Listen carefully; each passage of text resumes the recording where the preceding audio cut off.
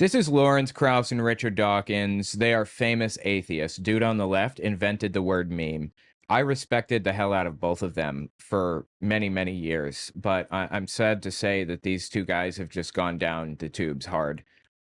This is not part one. If you didn't see the others, don't sweat it. This stands independently of the rest. I'll give context if it's missing. The other aspect of postmodernism is this notion of power. And you quote another quotation from SoCal is from Stanley Arnowitz, who says, science legitimizes itself by linking its discoveries with power, a connection which determines and not merely influences what constitutes as reliable knowledge. The notion that somehow everything can be defined in terms of power, and knowledge is only defined by people who have power rather than something external to people.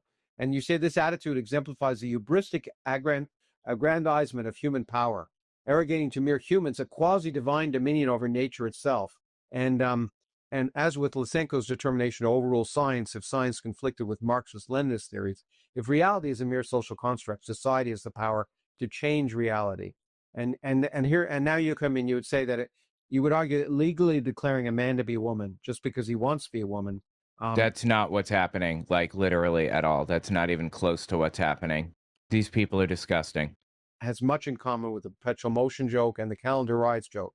But unfortunately, the perpetual motion joke I should mention was repeal the laws of thermodynamics so we can have perpetual motion. Yes. Yeah, exactly. Yes, that's right. It's a great idea, and I get letters all the time from people who think they have. Yes.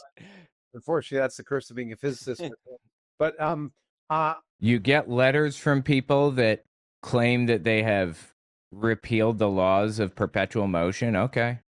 By the way, guys, check out my new shop, owenmorgan.com/shop. I have a bunch of really cool designs on there. The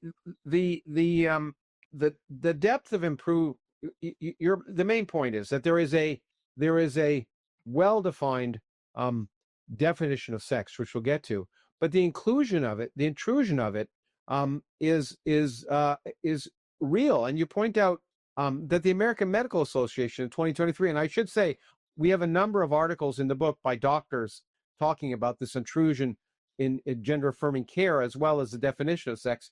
But that the AMA in 2023 laid down some best practices for sex and gender diversity.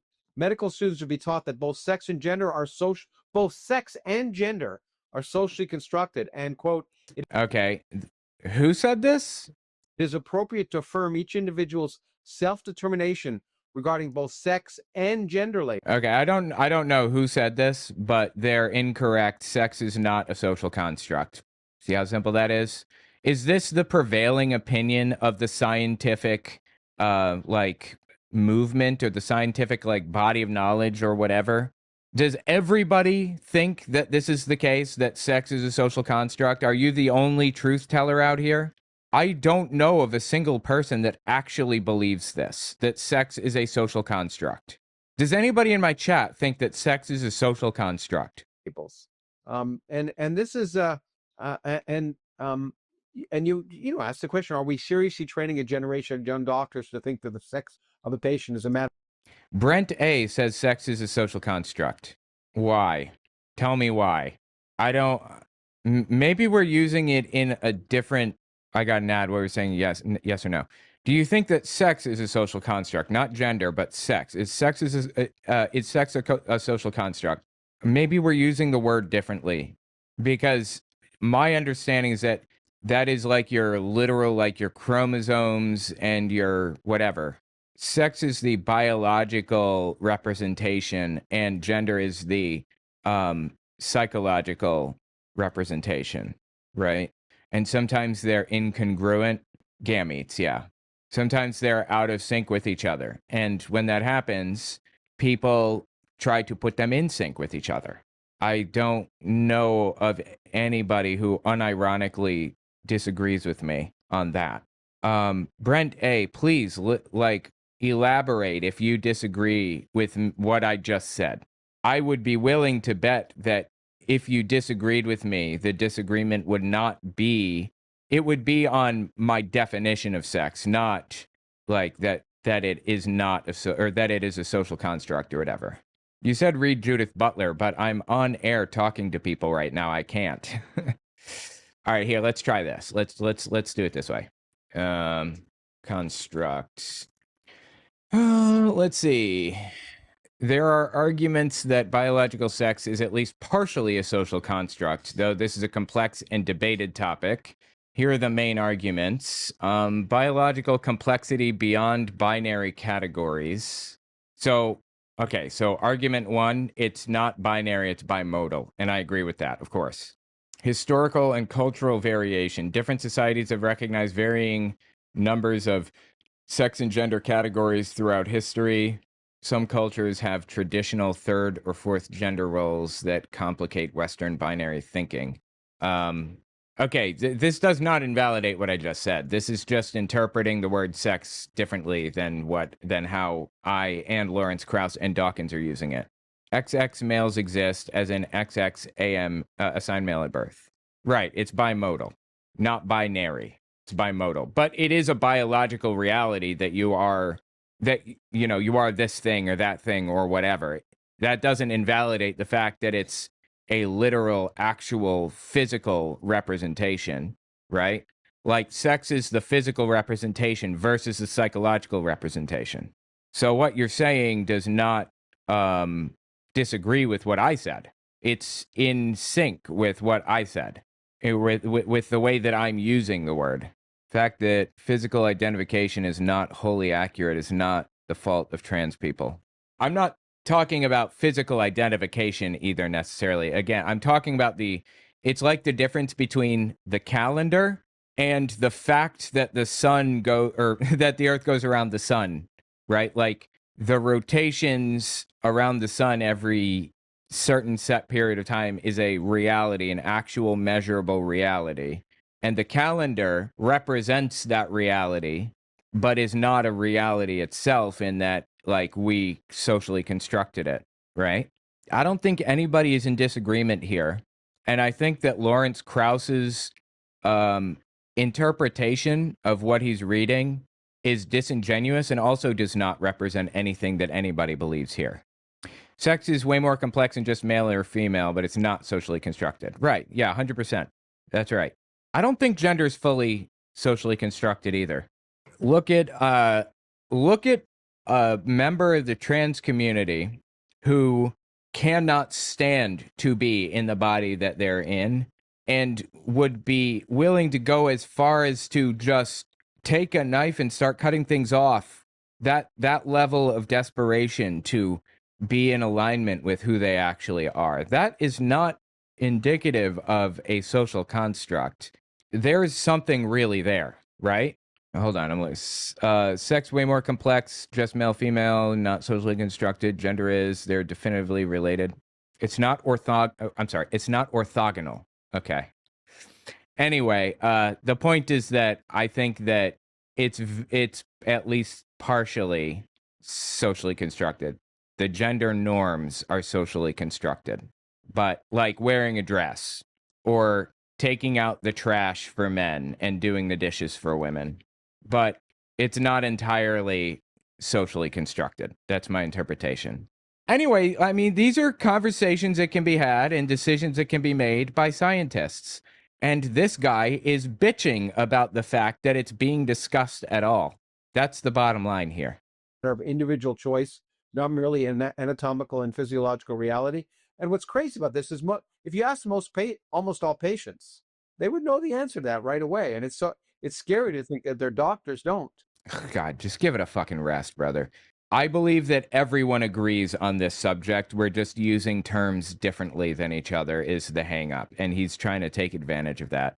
Well, I think doctors do, but the American Medical Association is trying to kowtow to fashionable doctrine. Oh, please. In practice, I mean, any doctor who treats a biological male as though he was female when actually treating him as a patient is not a very good doctor. Yeah, that's what one would expect. And you make another important point, which is really important. You can imagine, and I think there are already present lawsuits, not future ones. I think in the States there are lawsuits from people who have transitioned were transitioned when they were minors who feel like that they didn't have that choice. But you can give it a fucking rest, dude. Really? People do not. All right. When he says transition, he's heavily implying that people are like having surgery to completely alter the way that they look permanently. This does not really happen. It doesn't happen under a certain age. Certainly doesn't happen before 12, ever. And the only time it happens beyond 12, between 12 and 18, is when people are getting like breast reduction surgery, which, by the way, should be available. It should be available to young kids. I knew a girl who needed a breast reduction desperately in high school. There are good reasons for this stuff, but you know, none of that really matters because he wants to propagandize and lie and twist things out of proportion. So whatever. I could imagine future lawsuits against surgeons who, in violation of the first clause of the Hippocratic Oath, which is to do no harm, have cut off the breasts of girls below the age of consent. This is fucking disgusting, dude. This dude would be going down this road for no better reason than a subsequently regretted claim to have been assigned. Do you have any idea what you have to go through to get breast reduction surgery or to get a mastectomy or whatever? Do you have any idea what the process is to officially be like identified as trans by the state and be allowed to get surgery of any sort, even breast reduction or whatever? You have to have therapy for years. You have to be on medicine and fully socially transitioned for, I think, 2 years or something, at least. And it's even longer for people under 18. This coming from a Jeffrey Epstein associate, close friends of Jeffrey Epstein, who, in fact, defended Jeffrey Epstein. Yes, this fine-looking gentleman on screen right here defended Jeffrey Epstein and his island when all that shit went down back in 2019 or whatever. Said he's really a nice guy. And he's been to his island many times. This guy, this is the paragon of morality that's come to tell us about what's okay to do to young children. Yes, somebody says he what? Yes, he did. That is exactly correct. He did. He wrote this gigantic, long fucking, like, blog post or whatever about how Jeffrey Epstein was being misrepresented and he's really a good guy and all this other shit. Genius. Good timing there, buddy. That was genius. I wonder if I can find that blog post. That'd be entertaining. 8 years ago when Epstein sentencing was in the news, somebody sent us an alarming quote from Krauss, a man who previously had appeared on my old podcast, and we all admired. Krauss defended Epstein, who had just been convicted of taking advantage of an underage girl, by saying that he had never seen Epstein take advantage of a minor, and he's a scientist, so he knows he's right. Well, I'd like to see the original. As a scientist, quote, this is Krauss, as a scientist, I always judge things on empirical evidence. He always has women ages 19 to 23 around him, but I've never seen anything else. So as a scientist, my presumption is that whatever the problems were, I would believe him over other people. He also said, I don't feel tarnished in any way by my relationship with Jeffrey. I feel raised by it. Wow. Krauss helped organize a conference on gravity funded by a foundation of financier and later convicted sex offender Jeffrey Epstein. The conference was held on St. Thomas in the U.S. Virgin Islands. Is that near Little St. James, which is Epstein's island? Later, while Krauss was the director of the Origins Project, it received $250,000 from an Epstein foundation called Enhanced Education. Krauss defended Epstein after his 2008 guilty plea of procuring for prostitution a girl below the age of 18. In 2011, Krauss told an interviewer, as a scientist, I always judge things on empirical evidence and he always has women ages 19 to 23 around him. Okay, we read that one. Harvard professor Steven Pinker said that Krauss was one of several colleagues who invited him to salons and coffee clatches that included Epstein. So Krauss was close with Epstein, like close. Epstein donated to his foundations, invited him to his island where he held conferences and hung out, and he brought other scientists into the fold through Krauss and everything. Yeah, Laurence Krauss is the linchpin that held the scientific community together with Jeffrey Epstein. That's the point. The wrong sex. So I'm sorry, brother. I'm having a hard time respecting anything that you say or trusting a word out of your mouth, especially after he just straight up made up a quote, just fabricated one out of the ether. I think that was Richard Dawkins, actually, sadly. What, after all, does below the age of consent mean if not too young to make permanent life-changing decisions? God, this hits different now, doesn't it? Oh my God, dude. Wow. I can't believe he's even saying such a thing right now. Holy Christ on a cracker. Look at Krauss's relationship with Jeffrey Epstein section in Krauss's Wikipedia page. Yeah, that's what I ended up looking at. Unfortunately, I could not find the articles. He wrote an article on it, didn't he? Just one more time. There may be some articles written here, or there may be an article from Krauss, but I don't see it right off the bat here. If somebody has it, then link it in chat. I'd appreciate it. Claim to have been assigned the wrong sex. What, after all, does below the age of consent mean if not too young to make permanent life-changing decisions? This just shows his hypocrisy, right? Like, he does not care about the well-being of children, obviously, or he wouldn't have so vociferously defended Jeffrey Epstein. And that's a huge issue. The age of consent is a legal demarcation. Yeah. Oh boy. When a girl in this case is capable of consenting to have sex, and obviously it's an arbitrary demarcation, but nevertheless it's there. And you think that the decision to have your breasts cut off would be at least as radical as a decision to have sex. Yeah, exactly. So any boy, this did not age well, and it just came out. So, there's very little aging going on in the first place. Surgeon who cuts the breasts off a girl below the age of consent just because she thinks... Brother, you obviously have to have the consent of her parents, of her, and of her psychologist. Everybody along the path needs to be in full agreement. You're not just going in and forcing some girl to have surgery. That's not what's happening, obviously. Because she's a boy, deserves to be struck off, and I hope in future they will be struck off. I'm not sure what he means by that. Does he mean to kill them, or? Well, I think we're seeing, as a number of people, and I've already had interviews with a number of people, a number of the scientists or doctors who write about this in the book. That's happening. What's unfortunate is at this moment is it's happening much more effectively in the UK and Europe than it is in the United States.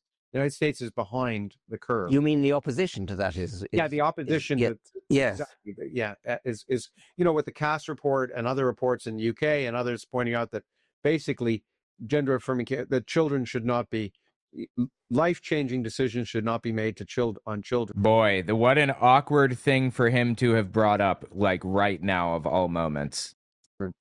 Yes, and Europe is along with that too, but it hasn't happened yet in the United States. Okay, so yet we then turn to biology, which is great because that's your field, and you point out the definition of sex and why it's a definition of sex is really important, because so often I hear the definition of sex to be XY chromosomes versus XX, and instead you advocate what you shall call the universal biological definition, which is based on gamete size. I think that's a fine definition, and I'm pretty sure that everybody defines it that way, right? Gamete size. I could be wrong. Your ability to, or your potential to reproduce or whatever, because sex is bimodal. I guess he's trying to make it binary with this, when it doesn't necessarily need to be binary. It's a distribution. Most likely, if, the vast majority of people in the world are going to have either XX or XY, but there is some distribution in there. It's like a bell curve, right? But okay, so he's trying to make it binary instead of bimodal. Got it? Go on. And Yes. You say that because it's the only definition that applies all the way across animal and plant kingdoms and all the way through evolutionary history. So why don't you describe that? Yeah, well, chromosomes work for mammals. In mammals, males the XY and females the XX. In birds and butterflies, it's the other way around. Birds are the equivalent of the XY. In many reptiles, it's done by temperature. In some reptiles, it's done by the XY system. There are all sorts of ways in which sex is determined. So there's nothing universal about that. The gamete size criterion for defining male and I mean, not God, not for nothing, but that kind of sounds like he's describing sex as a social construct. Like, I don't think sex is a social construct in humans. I think there's a biological reality behind it, but he's making the case against it anyway, right? the gamete size criterion for defining male and female is universal. It's universal in all animals and plants, not in algae, not in fungi, but otherwise it's universal. There are no intermediate gametes between sperms and eggs. Your gametes are either microgametes or they're macrogametes. You can be hermaphrodite and have both, which simply means you have both male gonads and female gonads, and sometimes at the same time, sometimes at different times of your life. And that's reasonably common in fish and other creatures, and earthworms and snails. But the divide in gamete size between microgametes and macrogametes is universal, and it comes about for a very good reason. Mathematical models have shown that isogamy, which is equal gamete size, is unstable under expected conditions, and you get a runaway natural selection effect towards some gametes becoming smaller and smaller and more numerous, other gametes becoming larger and larger and less numerous, and the small gametes becoming motile and adapted to seek out the large ones. So that's the sperm-egg divide. It is universal, and it is totally understood and is widespread and runs. I would be okay with that as the definition, I think. Again, he's trying to like create a binary definition of sex where there isn't one right now, which why? I mean, what we're working with right now seems to be okay, but fine. All right. Yeah, you want to create that? Fine. I have no problem with that. You know, this guy invented the word meme. I don't know if you guys were aware of that. It's crazy, right? Right through evolution. And I mean, and just to make it clear, and you call this this, you don't call it, it's called anisogamy, which is a new word for me. But the point is that female gametes are large and male gametes are small, and that defines female and male. That defines it, and there are no intermediates. Okay, fine. There are intermediates with our current definition of sex right now, but yeah, that's what they're doing. They're trying to create a binary where one does not exist. And there are no intermediates. And Sex is a binary. Sex is absolutely binary. Well, our current definition is not binary, but okay. It's bimodal, not binary. But fine. All right. Absolutely binary. And you point out, as you just said, there are mathematical models of why that happened.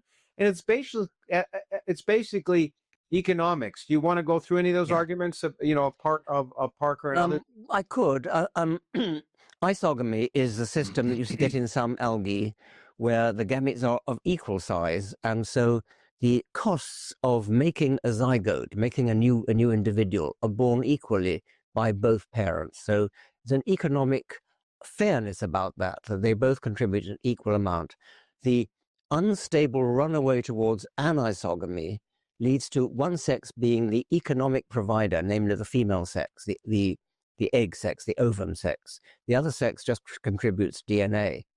And from that, a whole lot of things follow, a whole lot of differences between males and females throughout the animal kingdom. And it all hangs together as a coherent story of differences between the sexes, fundamentally stemming from this basic economic imbalance. Yes. I mean, if you have larger ones, then they're more likely to survive. Smaller ones, you can do things, but then there's this economics. If you have larger ones, Yes. you have to spend more time, energy devoted to them. And you say, what's really important, and I'm really happy you described this. Definitions in science are just definitions, but what matters is if they explain things. That's what really matters, the explanatory aspect of science. And Totally agreed. Yeah, the explanatory aspect is important. Yes. Feynman used to say, I know you like birds, but Feynman used to say it didn't matter what a bird's name was. It was, it was what it does and what and you point, and this is really important. You say the fundamental economic inequality of anisogamy illustrates a large number of biological phenomena, therefore justifying your claim that the UBD, universal biological definition of sex, does a lot of explanatory work. If you define females as macrogamete producers and males as microgamete producers, you can immediately account for the following facts. And there are 14 of them. And, they go over everything. In mammals, it's the females that gestate. In bird species, when only one sex incubates, it's nearly always and one feeds the young, it's nearly always the females. In the fish that bear live young, it's nearly always the females. It goes on and on. When one sex guards the other against copulation with the others, it's nearly always the males. You notice the word nearly there? Doing a lot of heavy lifting, nearly. Why do they need it to be binary so much? I don't care. If that's the definition you want to use, I'm fine with that, I guess. But it feels like these two people here are like weirdly obsessed with this subject. Is it just me? Polygyny is far more common than polyandry. When one sex tends to die younger than the others, it's usually the males. When one sex is larger than the other, usually males. In all cases, the key is economics. Large gametes cost more than small ones. In various ways, the inequality plays out. And I think that's what's really important. This definition actually explains what goes on, and that's why it's important. And I think and you have a beautiful paragraph, and that maybe you can describe it, where anisogamy is dominated reproduction, but lots of other versions of sex have come and gone. And I can read it if you want, or maybe you can remember that where you. Well, yes, I mean, excuse me, I'm going to have to clear my throat. Okay, sure. Okay. There are various anomalies, like in hyenas, females are very much like males. They look like males. They have bogus. They have fake male genitalia. They tend to be socially dominant, and this has given rise to legends of males giving birth. It's actually females giving birth, but they've even got fake balls. I mean, and a fake penis. There are sounds hot. Well, seahorses, which are fish, the male gets pregnant. He actually has a brood pouch in his belly.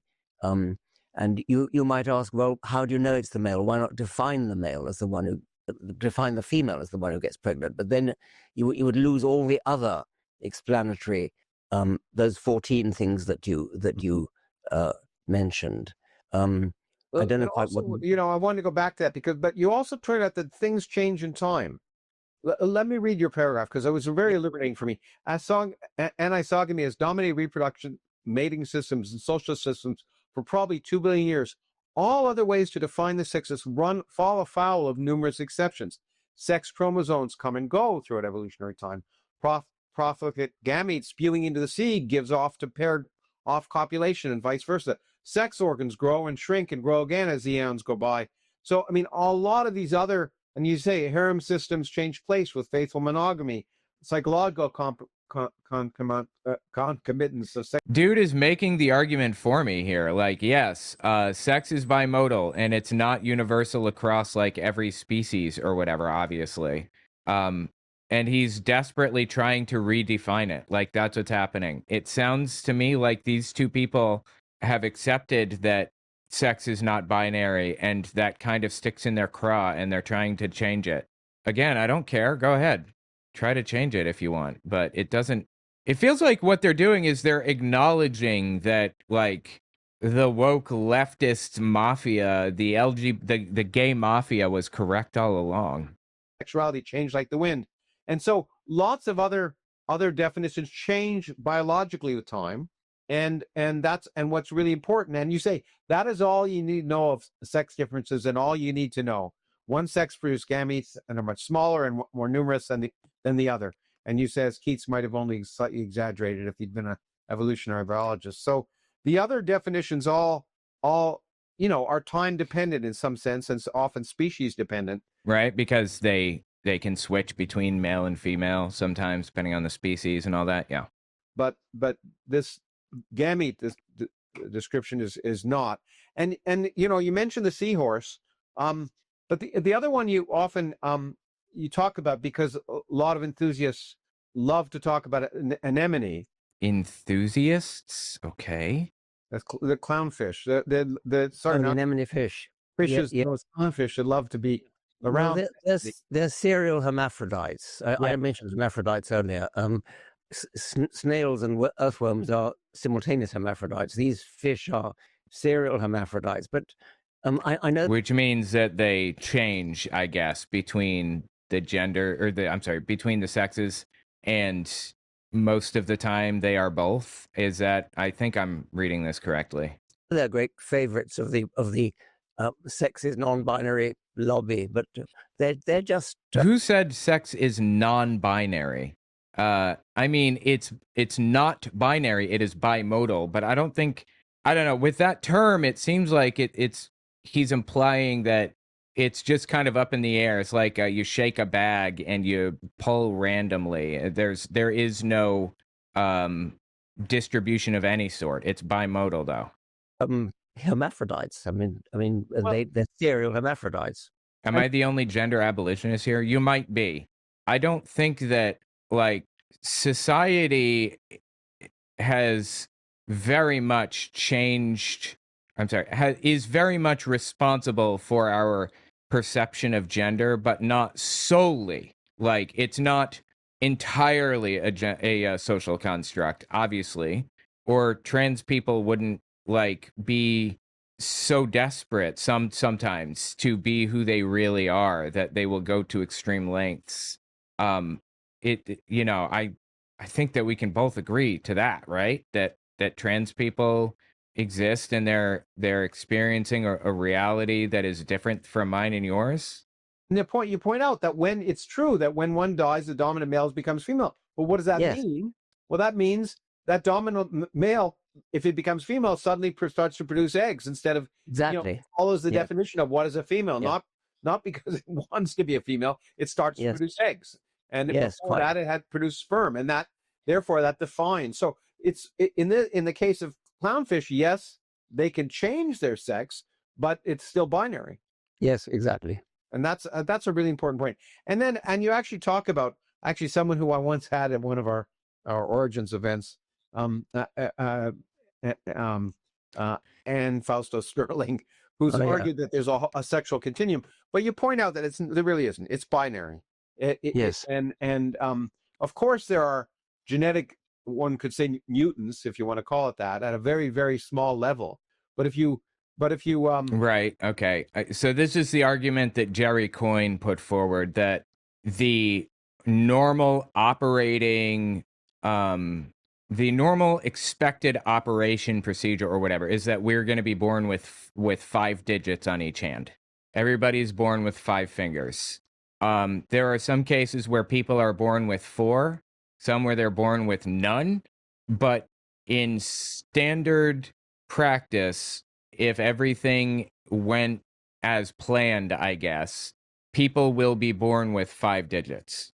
And in that sense, it's the same with sex, right? Like, human anatomy and physiology dictates that people will be born as either male or female, XX or XY, and there are outliers where that's not exactly how it works. But that's standard normal operating procedure. That's the argument he's giving right now, which to that I say, why do you care so much? Why does everybody care so much? There's nothing that's contradicting science. You're literally coming up with new terms to describe things so that it invalidates what people are saying about science that is currently accurate. These people are sad. But if you look at human population, it's not a spectrum. It's bimodal. It is a spectrum, actually, but okay. It's completely binary. No, it's not binary. It's bimodal. Bimodal. Do you not know that term? You got gummy bears in your ears? Something? You're not listening to what people are saying?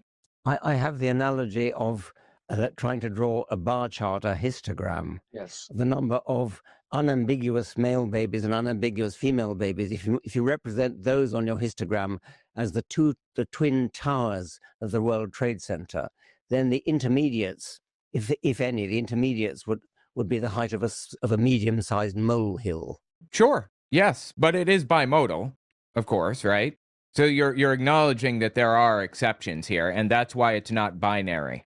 It's bimodal. And, it's maybe not even fair to say, like, people are born with, like, 4 digits instead of 5 or whatever, because having different what's the term I'm looking for here? Having different versions of the sex spectrum come out isn't as uncommon as being born with 4 fingers instead of 5. I don't think it's a lot more common actually, but anyway, whatever. In between them, and that is not binary. That's not binary. But then, as you point, that is binary. Yes. yeah. As you point out, Did you catch that? He pointed out that it is not binary, and Krauss was like, "You're right, that's not binary." And then he says, "I'm sorry, that is binary." And Krauss says, "You're right, that is binary." That's funny, dude. One more time. Intermediates, if any, the intermediates would be the height of a medium-sized molehill. Which is not binary. That is not binary.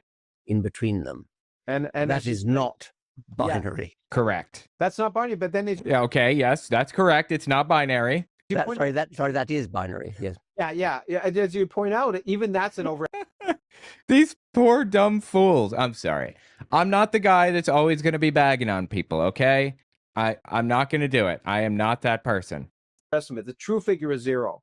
Not even a Yes, molehill. that's right. Nobody produces middle-sized gametes, intermediate Yes. between egg and sperm. And Yes. so in that, it's clear that in that case it really remains binary. And Yes. very importantly, and again, just to beat this dead horse one more time, there are situations where environment can determine sex, such as in snakes, right? In snakes and some lizards, where if gestation takes place at a different temperature, the male you'll Okay, just I'm sorry. One thing I want to mention, Brent here says you're a critical theory advocate. I think that we all probably, for the most part, agree on all of this stuff, everything. It's just we're using different definitions of things, and that's getting us to slightly different conclusions. But within my worldview, I think if I had to guess, I would think that you probably agree with me pretty much entirely. As far as critical theory goes, I'm not sure what critical theory you're referring to specifically, but my understanding of that term is viewing an area of study through a critical lens in an effort to understand different perspectives better, right? Like critical race theory is like a college level, like a graduate level course where you, in law school, examine the law through a racial lens intentionally to try to see how race, to get a different perspective on it. And I don't think anybody really subscribes to critical race theory as their prevailing understanding of the world. It's just the way that you interpret things for the sake of understanding or whatever. I don't think that critical theory is ever correct exactly. It's just a way of looking at everything through this specific lens to get a better understanding of the world. So are you a critical theory advocate? I am an advocate of viewing things through all kinds of different lenses, including critical lenses through race and gender and everything, because that gives me a better understanding of the world around me. But I don't think I would say that I view everything through the lens of race or gender or sexuality or whatever. Just trying to understand it is all. I use that as a tool to understand the conversations being had, basically. I'm just looking through. We don't agree. Okay. Well, tell me why. What do we disagree with? It's not what critical theory does. That's what I'm saying. I think that you and I agree on everything except for our definitions. I'm using different definitions. I think you and I agree on just about everything if we were using the same definitions. Got somebody in the chat who disagrees with me. Welcome. Alpha Force Zero is here. Marxist critical theory, analog power structure. Okay. I would have to read more about it to be able to say if I agree on anything. I've read a lot of critical theory, but not that one specific critical theory through a power lens, not just race. Okay, yeah. That is what critical theory does. it's not just through a power lens, it's through a race lens or a gender lens or whatever. I read all your comments. I don't understand. Anyway, okay, well, yeah, we'll continue. I do think that we agree on pretty much everything if we use the same definitions, but we're using different ones. So anyway, Produce either females or males, but they'll be either females or males. That's the point, right? Yes, not intermediate. Yeah. Okay. Now you talk again, there are like it's bimodal. There are different forms, different versions, not just male and female. It is bimodal, whether you like that or not. It's the definition of bimodal. Then you get in a little hairier concept, which you point out. The word gender enters the discourse, trailing clouds of confusion, and it does. And of course, you point out linguistically, grammatically, there are genders in different languages, and you prefer to restrict your discussion of gender to those languages rather than people, because gender and sex get confused. Absolutely. Yes. Yes. Let me at least point out a potential, play the devil's advocate here a little bit, or maybe a potential different way of thinking about it. I tend to think of, you see, and I don't use women and man. I use male and female for sex, and I use woman and man for gender, because yeah, me too. Yeah, of course. Most people do that. I tend to think of as gender as the expression of one's sexual identity. Wait, Krauss is saying gender is the expression of one's sexual identity? No, sex is not an identity. Gender is an identity. Sex is a biological, like, descriptor of like your body. So that if one, and so almost like genes are expressed, but it's the expression of gender identity. So a male may act like a gendered female because in every way that's their expression of their individual sexual identity. It doesn't make them a female, right? But gender-wise, they're a woman. Now, yes, I think we all agree here. Now, I guess would you have when trans people go to the doctor, it's advisable to tell them what you were assigned at birth. It's there are biological differences between males and females that make it different or make it dangerous to not like you have to, men get prostate cancer, for example, or males, I guess, get prostate cancer. That's the type of thing that you need to check for at a certain age to be sure that you don't get that. Like, it's advisable to tell your doctor like what you were assigned at birth so that you can, protect yourself from like diseases that are predominantly experienced by males or females or whatever. But I'm not like, I don't see his broader point here. But gender-wise, they're a woman. Now, I guess. Yeah, we all agree on that then. Would you have problems with that? Well, they're free to call themselves what they like. Okay, good. Thank you for telling me what I can call myself. I appreciate that very much, good sir. But if they go into a boxing ring masquerading as a woman when they're actually a man. Oh, please, brother. This is a joke. He's talking about Imane Khalif. He famously fabricated this ridiculous nonsense that this boxer in the Olympics was actually a man when she was not. She was not a man. She was in no way, shape, or form trans. It's a woman, has been a woman all along. Nobody ever doubted that, except Richard Dawkins. And now he is going on a tour around the country claiming that he's like a transvestigator, looking for trans people around every corner. What a colossal scumbag, dude. Some things I can forgive for old age, and some things, like, he's a biologist, really. Pull it together.